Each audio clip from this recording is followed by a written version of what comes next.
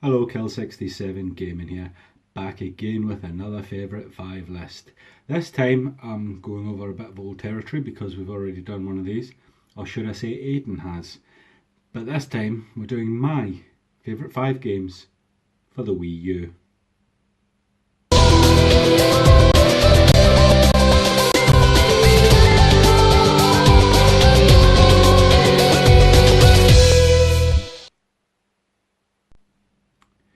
The Wii U, it's quite a strange little console. It was sandwiched between two mega successful Nintendo consoles, the original Wii and of course the Switch. It didn't sell very well. Marketing wasn't very good for it.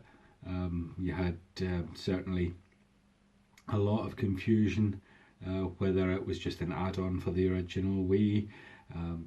No one seemed to really know what the deal was. Apparently it wasn't especially easy to port games for. So it had issues. However, without it, there's absolutely no doubt we wouldn't have the Switch today. It was a necessary step along the way. And not just a necessary step, but actually I think it's a really good console. You've got some fantastic games on, which we're going to take you through 5 of. But just the novel concept of the dual screens. Now I know that this had been done with the DS, with the 3DS, but this was a full-blown console, not just a handheld that this was done for. And it was just radically different to anything we've seen before. I think for a lot of people, when they first start using the Wii U gamepad, it seems like quite bulky as a controller.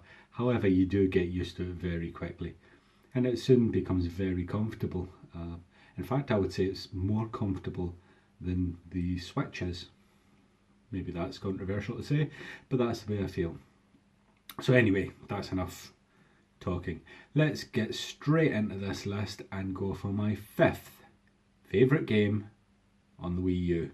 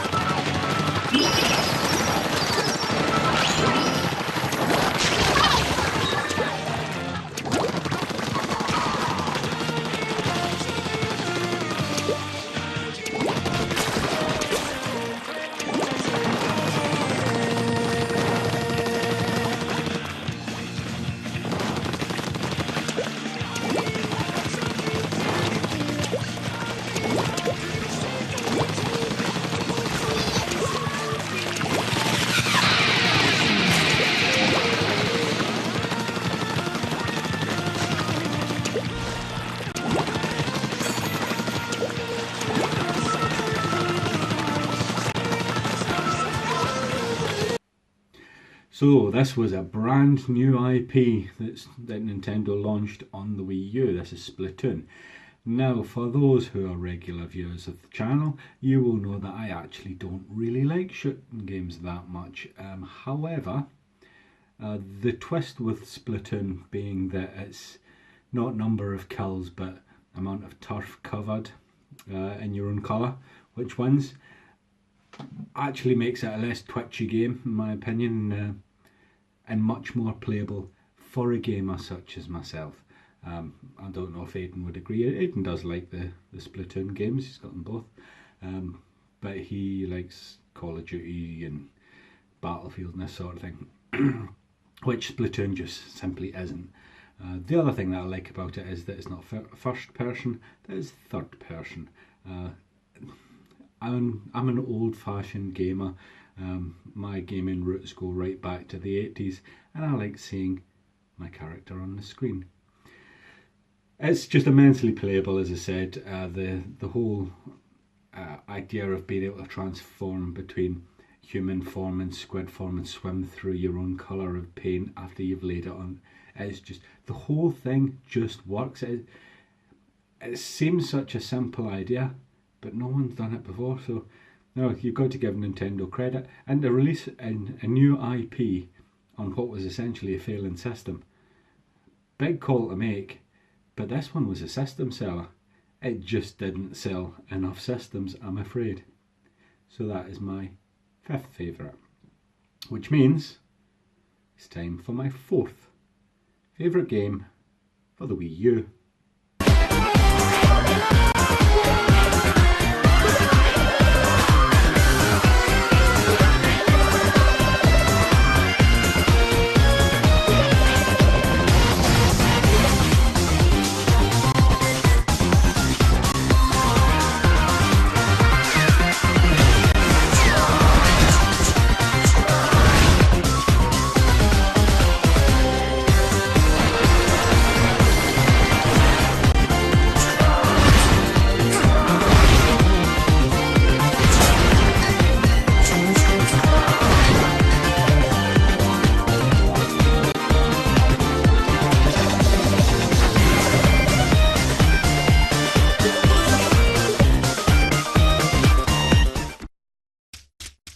Baron!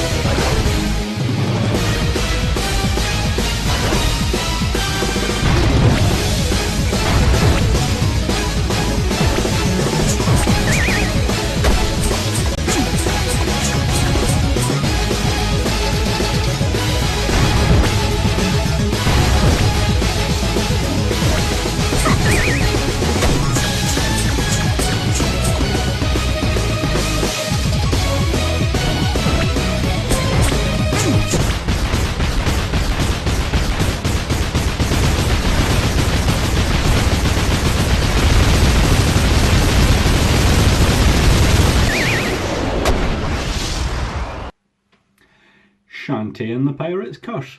I'm not sure that many people would have saw that one coming. This was possibly not the most successful game on a console that wasn't very successful, but I just absolutely loved this. The game itself is a good solid platformer with some epic boss battles. The art style, that 16-bit art style, just absolutely loved it. Actually, the art style reminds me a lot of Metal Slug, another game that I really love. It just, charming characters, as I said, the epic boss battles, great platforming, just a great solid game. Possibly the most Nintendo game that was released on the Wii U, except it wasn't released by Nintendo. This one was from Way Forward Technologies. I'm not aware of any other games that they've made that are any good, but there you go. So that was Shantae and the Pirate's Curse. I do believe that there was a game on the Game Boy Advance, a Shantae game, which was equally as good. However, I don't own that one, so I haven't played it. But that one may be worth checking out if you don't have a Wii U and have a Game Boy Advance. That's actually far more likely that you would have an Advance rather than a Wii U. So that was my fourth favourite, which means we're up to the halfway point in this list. This is my third favourite game on the Wii U.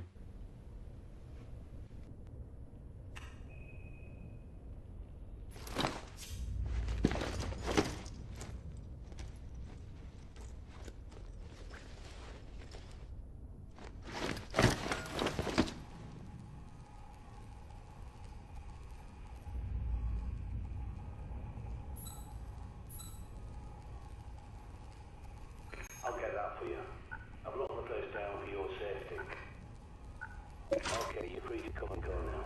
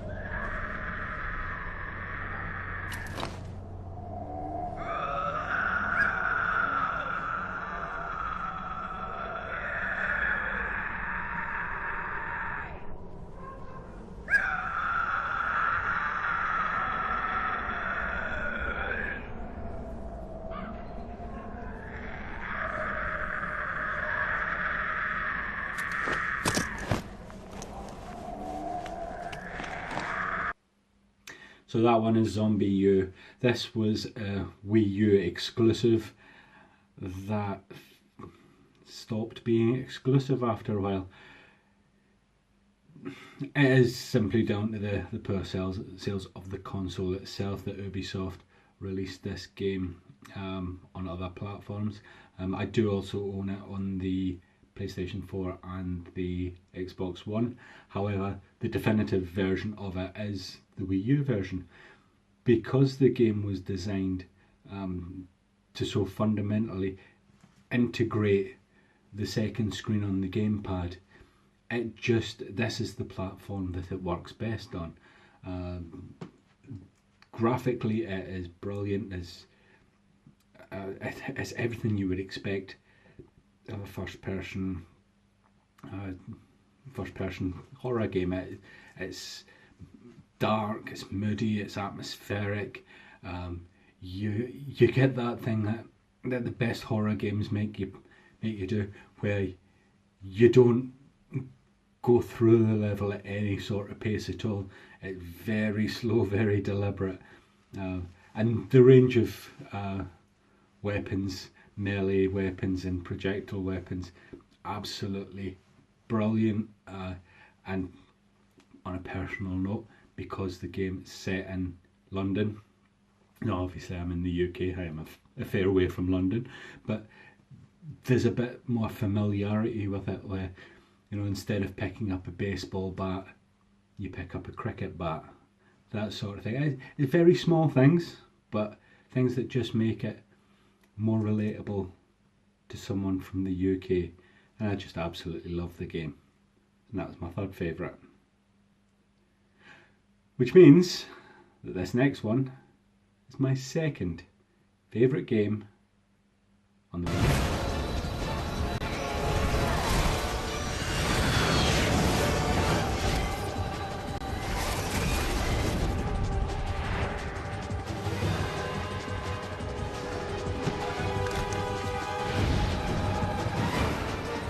At least your lot still knows how to make an end.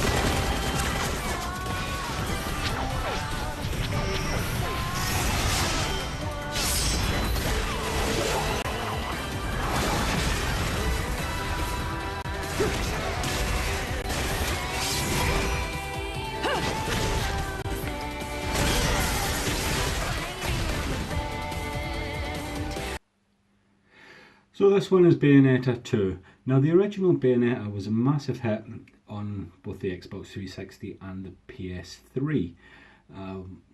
So a few eyebrows were raised when this was released as a Wii U exclusive. Of course it's not exclusive anymore, it has come to the Switch. But when this came to the Wii U, it was the one game that friends of mine who owned either Xboxes and PlayStations but didn't own the Wii U were a bit envious of, because they'd loved the original game and couldn't understand why it was a system exclusive for the Wii U. The simple reason is that Nintendo funded it. Without Nintendo there wouldn't have been a second game, so they decided that they wanted to have it as an exclusive on their system, and a very good exclusive it is as well. Basic hack and slash adventures, same pattern as the first, very cinematic. You've got the protagonist that is so likeable. It's just got, for me, it's the whole package. It's the kind of game that I would like to see more on a Nintendo system, but doesn't really seem to fit with Nintendo's family-friendly policy. That seems to be changing, because, as I say, they did fund this one. It has made its way to the Switch. So, going forward, maybe we'll get some more hardcore games on Nintendo systems. It's certainly something that I would like to see. Now that means that we've only got one place left to go. This is my favourite game of all time on the Wii U.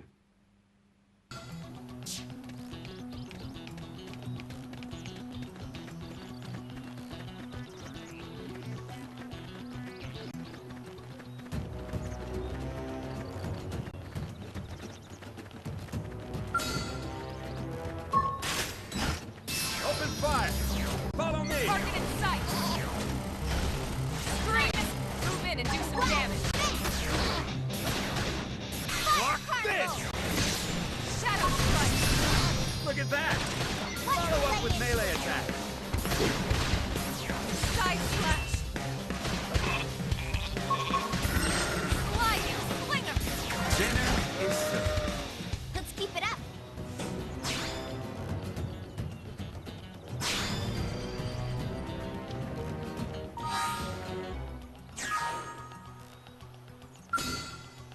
Get a load of this.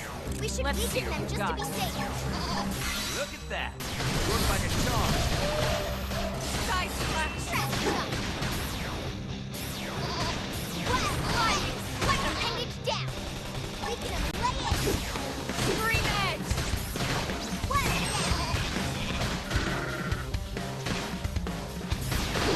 Beam barrage. Don't forget about the rest. Take the fight to them. Shadow strike! Sliding Chrome slinger! armor. Repair. Side move in and do some damage! Block this.